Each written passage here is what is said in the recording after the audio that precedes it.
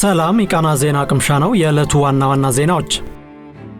የትምህርት ሚኒስቴር በኢትዮጵያ ከ100 ሺህ በላይ የመምህራን እጥረት መኖሩን በጥናት መረጋገጡን ገለጸ።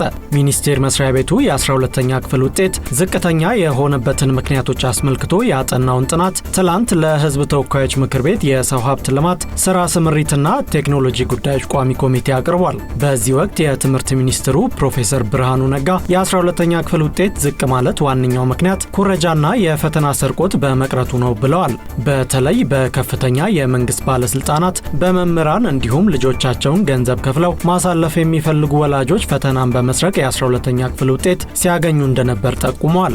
በተጨማሪም ውጤቱ በከፍተኛ ደረጃ ዝቅ እንዲል ያደረገው ሌላኛው ምክንያት የመምህራን ብቃት ማነስ እንዲሁም የመምህራን እጥረት መሆኑን ተናግረዋል።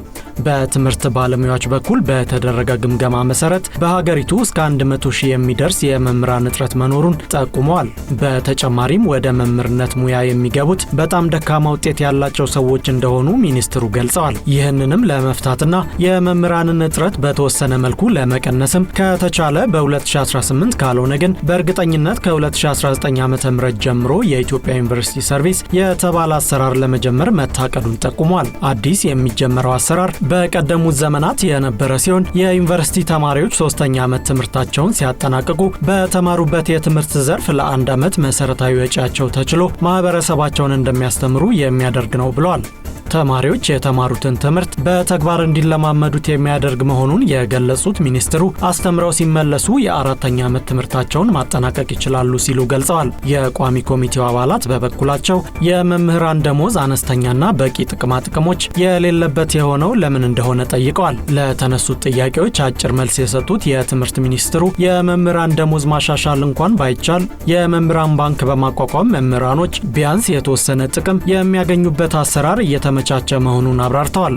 በጸጥታ ችግር ምክንያት ጾታዊ ጥቃት ላጋጠማቸው ተጎጂዎች የሕክምና አገልግሎት መስጫ ተቋማት ማስፋፊያ የ4.7 ሚሊዮን ዩሮ ፕሮጀክት ይፋ መደረጉ ተገለጸ። ፕሮጀክቱ በሀገሪቱ አንዳንድ አካባቢዎች በተከሰቱ የጸጥታ ችግሮች ምክንያት ጾታዊ ጥቃት ለደረሰባቸው ተጎጂዎች ምላሽ አሰጣጥን የሚያሻሽልና የስነ አእምሮና ስነ ልቦና ጉዳት ላጋጠማቸው የሕክምና አገልግሎት መስጫ ተቋማት ማስፋፊያ የሚውል እንደሆነ የጤና ሚኒስቴር በኦፊሴላዊ የፌስቡክ ገጹ አስታውቋል። የፕሮጀክቱ ማስፈጸሚያ ሰነድ የፊርማ ስነ ስርዓት የጤና ሚኒስቴር አመራሮችና የክልል ተወካዮች በተገኙበት ተካሂዷል። ሚኒስቴር መስሪያ ቤቱ እንዳስታወቀው ፕሮጀክቱ ከጣሊያን መንግስት በተገኘ የገንዘብ ድጋፍ የጸጥታ ችግር በተከሰተባቸው በአፋር፣ ትግራይና አማራ ክልሎች እንዲሁም በአዲስ አበባ ከተማ እንደሚተገበር ተገልጿል። ይህም የአንድ መስኮት አገልግሎትና የስነ አእምሮና ስነ ልቦና ሕክምና አገልግሎት መስጫ ህንፃ ግንባታ፣ የሕክምና መስጫ መሳሪያዎች፣ መድኃኒቶችና የቢሮ መገልገያ ቁሳቁሶች ግዢ፣ የአቅም ግንባታ ስልጠናን የሚያካትት ነው። ፕሮጀክቱ ለ2 ዓመታት የሚዘልቅ ሲሆን ከተመደበው 4.7 ሚሊዮን ዩሮ ውስጥ ለመጀመሪያው ዓመት 2.9 ሚሊዮን ዩሮ መመደቡን የጤና ሚኒስቴር የሥራ አመራር ዋና ሥራ አስፈጻሚ ዶክተር አስናቀ ዋቅጅራ ተናግረዋል።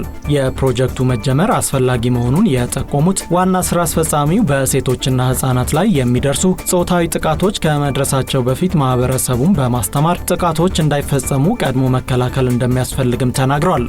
ላለፉት 2 ዓመታት ከሱዳን ብሔራዊ ጦር ጋር ውጊያ ውስጥ የከረመው የሱዳን ፈጥኖ ደራሽ ኃይል ከዋና ከተማ ካርቱም በስተደቡብ ባደረሰው ጥቃት በአንድ ሳምንት ውስጥ ቢያንስ 85 ሰዎችን መግደሉ ተገለጸ።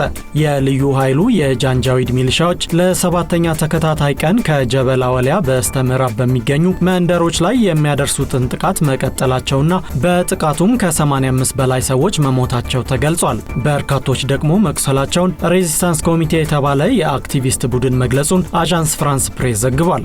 በሀገሪቱ የሚንቀሳቀሰው የአደጋ ጊዜ ጠበቆች የመብት ተሟጋች ቡድን በበኩሉ ልዩ ኃይሉ ከካርቱም በስተደቡብ የሚገኙ 15 መንደሮችን ማጥቃቱን ገልጿል። ይህን ተከትሎም በርካቶች መገደላቸውና ከ100 በላይ መቁሰላቸውንም ጠቁሟል። በጀነራል መሐመድ ሐምዳን ዳጋሎ የሚመራው የሱዳን ፈጥኖ ደራሽ ኃይል ላለፉት 2 ዓመታት ገደማ በጀነራል አብድል ፈታህ አልቡርሃን ከሚመራው የሱዳን ጦር ጋር ውጊያ ውስጥ ከርሟል።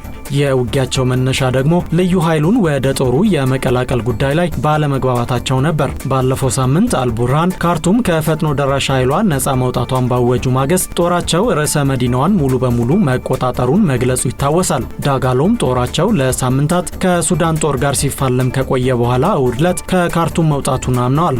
ምንም እንኳን ብሔራዊ ጦሩ ካርቱምን ቢቆጣጠርም ከአፍሪካ በትልቅነቷ ሶስተኛ የሆነችው ሀገር በጦርነት ለሁለት ተከፍላለች። የሀገሪቱ ጦር ምስራቅና ሰሜናዊ የሀገሪቱን ክፍል ሲይዝ፣ ልዩ ኃይሉ ደግሞ በምዕራብ የሚገኘውን ሰፊውን የዳርፉር ክልል እንዲሁም የደቡብ የሀገሪቱን ክፍል ይቆጣጠራል። ጦርነቱም በ10 ሺዎች የሚቆጠሩ ሰዎችን ለሞት እንደዳረገና 12 ሚሊዮን ሰዎችን ከቤት ንብረታቸው እንዳፈናቀለ ይነገርለታል።